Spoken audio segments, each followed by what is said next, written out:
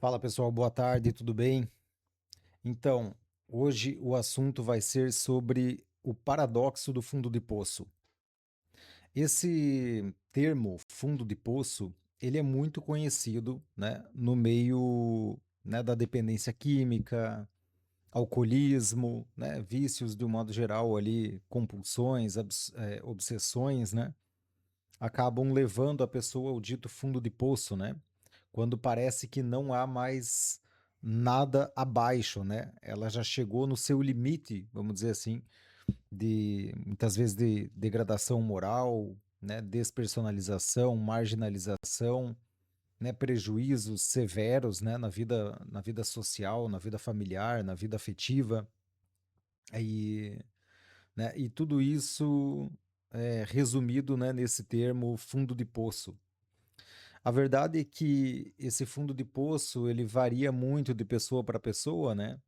Eh, Porque a gente poderia pensar num fundo de poço como cadeia, como, né? Algumas pessoas pensam até em instituição, né? Em internação, né? Então a pessoa teve que ir para uma clínica porque ela chegou no fundo de poço, né?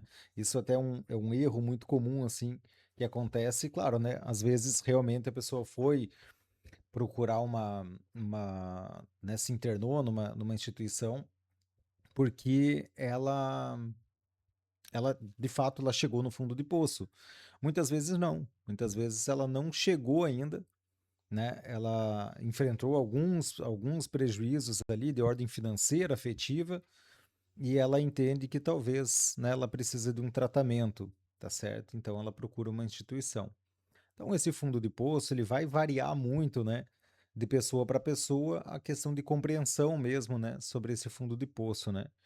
O fato é que, independente da pessoa, a gente sabe que sempre dá para cavar um pouquinho mais, né. Então, é muito comum pessoas que falam assim, né, quando elas estão passando por tratamento, quando elas estão, internadas, né, muitas vezes elas trazem esse relato assim, né. Eu não aguentava mais, eu cheguei no meu fundo de poço.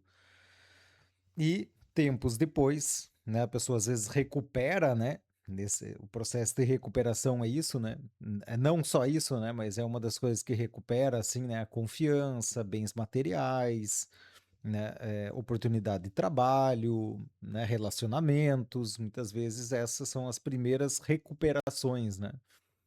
Quando, na verdade, né, o que vai dar sustentação mesmo a longo prazo é uma recuperação no sentido de uma reconexão com algo perdido, tá certo? Com algo maior que foi perdido.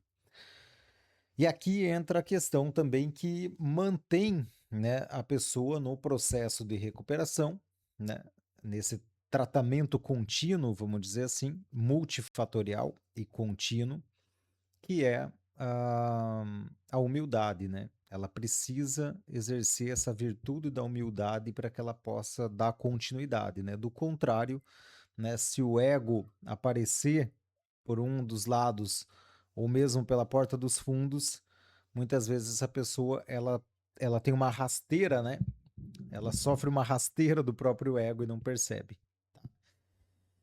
Então, essas pessoas, quando elas chegam numa instituição, às vezes elas falam: "Olha, eu perdi isso, perdi aquilo, perdi minha namorada, né, perdi bens materiais, né, tirei meu carro", né. Muitas vezes vem esses relatos assim, né, "Perdi o meu emprego, né, tô ferrado, cheguei no meu fundo de poço". E aí parece, né, que a pessoa assim, poxa, né, ela experimentou um fundo de poço, então agora ela vai clamar por algo, né, que possa devolver a sanidade para ela, né. E, na verdade, o que a gente vê é que não é bem isso que acontece, né? A pessoa, assim, ela não se rendeu ainda de tal modo que ela não queira mais enfrentar aquele fundo de poço e de modo que ela reconheça que foi por conta do uso dela, né? Do uso e abuso da substância. E aqui a gente precisa entender o porquê do abuso, né, da substância que fez com que ela chegasse nesse fundo de poço. Então, quando ela não reconhece ainda que foi, né, por conta dela mesma de transtornos, de desajustes, né, de uma questão moral também, né? A gente vê no programa 12 Passos, por exemplo, né? O quarto passo que fala sobre um profundo inventário moral. Então, não é só uma questão de sintomas de uma doença, né? Mas também há uma questão moral envolvida, né? Então, quando ela não consegue compreender, né, a dimensão do problema que ela está envolvida, muitas vezes ela acaba por voltar a uma instituição tempo depois de ter passado por tratamento. Por quê? Porque, volto a dizer, ela não reconheceu o problema, né, a dimensão do problema, e ela não se colocou, né, como aquela pessoa que vai precisar dar uma resposta em primeira pessoa. Eu não quero mais. Eu experimentei os horrores da adicção ativa, né? A angústia, os horrores, né? Eu cheguei ao meu fundo de poço e eu opto por não flertar mais, não lidar mais com isso na minha vida, custe o que custar, né? Então, enquanto ela não consegue declarar isso em primeira pessoa, fica muito difícil que ela se mantenha nesse processo e por mais que ela traga um tipo de experiência de fundo de poço, muito provavelmente esta é uma das pessoas que vai retornar a esse fundo de poço, né, e cavar um pouquinho mais ainda. Normalmente há sempre um pouquinho mais a ser cavado, tá? E isso muitas vezes é um processo longo, árduo, desgastante, né, tanto para a pessoa quanto para os familiares. Porque às vezes ela se insere num outro padrão de vício, né, maior do que o padrão de vício da substância, do uso em si, mas ela acaba é, se inserindo, né, num outro padrão de vício maior, que é o que ela vai para uma instituição, né, para uma clínica, para uma comunidade terapêutica, ela passa por um tratamento, então assim ela consegue recuperar algumas coisas perdidas, né, mais imediatas, vamos dizer assim, e quando ela conclui os seus 3 meses, 4 meses, ela já se sente inteiramente pronta ao retorno, né, para a vida social. Só que ela retorna rompendo com aquele conjunto de ferramentas que ela adquiriu dentro da comunidade. E muitas vezes rompendo com o mais básico, que é um cronograma, que é uma agenda, né, são horários específicos, né, uma certa disciplina assim básica, né, de uma disciplina básica cotidiana, assim, né? Que para essas pessoas é algo muito importante e é uma das primeiras coisas que elas começam a negligenciar. Né? Então, assim, tem um programa né, um cronograma que envolve espiritualidade, reuniões temáticas, que envolve horário para comer, horário para dormir, né, coisas do tipo.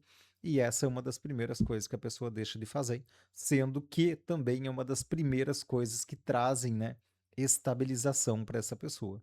Né? Se a gente pensar em fator estabilizador logo após a internação, um dos primeiros, né, muitas vezes a medicação junto, que também é outra coisa que a pessoa tende a romper, mas uma das primeiras coisas que a gente vê como gerando efeito, né, estabilizador na pessoa, ela está inserida num cronograma. Ela está inserida numa agenda, né, numa rotina, tá certo? Uma rotina saudável. Então essa é uma das primeiras coisas que ela acaba abandonando. E o tratamento numa instituição, ele funciona mais ou menos assim, né? A grosso modo, ele funciona assim. Os primeiros 3 meses, vamos colocar os primeiros 3 meses, que é um marco assim que a gente chama de período de desintoxicação, né? Esse período de 3 meses, ele exige o mínimo esforço possível da parte dos acolhidos, da parte daquele que, né, buscou o tratamento e se internou. Por quê? Porque basta para ele tomar a medicação nos horários certos, tá certo? Fazia as atividades propostas, frequentar as reuniões, né, e os grupos ali de mútua ajuda, grupos de espiritualidade, coisas do tipo. Atividades laborais, né, atividades práticas, enfim. Basta que ele faça isso, que requer o mínimo de esforço, e ele começa, né, naturalmente um quadro de melhora. Então, ele melhora a saúde, ele melhora a aparência, né? Começa a se organizar melhor os pensamentos, começa a se organizar melhor a fala, né? Mais articulada, né? Aquela agitação toda, né? Começa a pouco, né? Desaparecer. Só que aí que tá o ponto, a maioria sai nesse período, que é o período de desintoxicação, onde ele não emprega grandes esforços para que ele se mantenha, né, para que ele tenha uma adesão, desculpa, ao processo de recuperação, que envolve mudanças de hábito, que envolve, né, a aquisição de virtudes, né, ah, reconhecimento das faltas, confissão das faltas, né? Um processo, né, que envolve a virtude da honestidade, da humildade, né? Tem que ter uma certa mentalidade aberta e uma certa disposição para colocar em prática aquilo, né? Articular toda aquela teoria, né? Ter uma correta articulação com a vida prática, com o cotidiano dele. Então aí sim vai, né, agregando elementos ali, né, que vai precisar do esforço, né, dessa pessoa. E, e aí esse é o ponto, né? Uma das coisas que a gente consegue observar muito bem no transtorno adicto é que eles criam relações de dependência, né? Não é só com a substância. A substância é o símbolo maior ali, vamos dizer assim, né? Aquela droga específica, né? A substância de preferência, né? Do adicto, né? Mas se a gente olhar com um pouquinho mais de cuidado, assim, um pouquinho mais de atenção, a gente vai ver que o adicto, ele cria relações de dependência para além da droga. Dependência, às vezes, de pessoas, de hábitos e de lugares. Por isso que tem uma divisão muito clara, né, em todos as instituições, programas de tratamento, né, que envolve programa 12 passos ou que envolve, né, a retirada das drogas, enfim, a maioria ela tem esse evite e procure, né? E numa né, do que está descrito lá no evite é certas pessoas, certos hábitos e certos lugares, né? Porque a pessoa ela cria essa rede de dependência mesmo, como eu falei, que vai para além da droga. Então, o que que acontece? Isso se estende até mesmo dentro de uma instituição, onde a pessoa cria uma dependência daquele cronograma específico, daquela equipe, né, que está monitorando ele, que está tratando ele. E o que que acontece? Ele não desenvolve autonomia para ele fazer por conta própria. Ele não desenvolve a maturidade, né, de se autodeterminar. Então, quando ele sai da instituição, às vezes na primeira semana, como ele era completamente dependente daquilo, não desenvolveu autonomia, não teve esforço próprio, né? Mas foi passivo diante de todo aquele programa de recuperação. Quando ele sai daquela instituição, ele não consegue se autodeterminar e fazer por conta própria. Então, ele vai acabar criando outras redes de dependência, tá certo? Não desenvolvendo autonomia. E aí mantém esse caráter adicto, né? Esse caráter escravo de alguma coisa, né? Porque ele não consegue caminhar por conta própria, né? Desenvolver autonomia e fazer o exercício próprio da liberdade. Dito isso, o que que acontece? Quando ele tem contato novamente com a substância, como não foi corrigido as ações, né, subjacentes, né, foi só mexido na ponta do iceberg, quando ele tem contato novamente com a substância, o que vai aparecer, provavelmente, é a obsessão e a compulsão, fazendo com que ele abuse da substância, com isso tem né, agrava os efeitos colaterais. Muitas vezes não há uma educação no uso, né? Então, assim, mistura com outras coisas, não come, não toma água, se desidrata, fica sem dormir, então potencializa muitos colaterais também. E em questão de pouco tempo, de poucos dias, muitas vezes, ele tá lá experimentando novamente o fundo de poço e cavando ainda um pouquinho mais, tá certo? Então, esse fundo de poço, e como eu falei acho que no início do vídeo, né, o paradoxo do fundo de poço é que muitas vezes experimentando essa dor, experimentando este fundo de poço, que talvez ele volte com mais garra para o programa, tentando se agarrar mesmo naquilo que ele viu por conta própria que de algum modo ajudou. Então ele começa a ter um pensamento que a gente poderia chamar de pensamento por contraste, ele começa a perceber assim: "Poxa, quando eu estava lá inserido no programa, né, eu melhorei bastante, minha vida estava fluindo bem, poxa, fui usar de novo, fiz tudo errado, né, perdi tudo de novo". Então ele começa a fazer esse balanço e muitas vezes, né, claro, eu não estou dizendo que é de imediato, para algumas pessoas né, a gente sabe, né, tem muitos relatos de despertar espiritual que aconteceu de maneira abrupta, mas o programa 12 Passos e tudo mais que é oferecido, né, eh é justamente para que haja um despertar espiritual no processo, tá certo? Desde que ele não pare, tá certo? Então, o paradoxo do fundo de poço é isso. O Bill olhava com bons olhos o fundo de poço. Ele mesmo, num dos primeiros livros, salvo engano, esse aqui mesmo, que foi o primeiro livro, né? O Bill mesmo, ele fala em algum momento ali, ele fala que algumas pessoas talvez precisaria, né?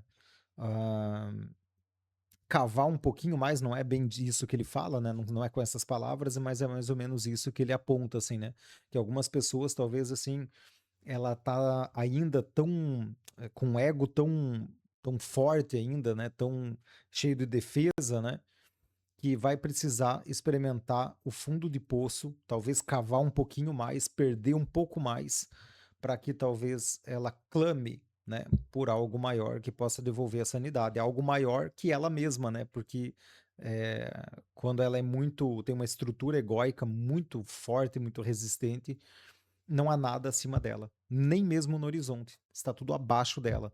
Então, quebrar essa estrutura egóica é o que vai possibilitar ela entrar mesmo num programa de recuperação buscando autonomia e verdadeira liberdade.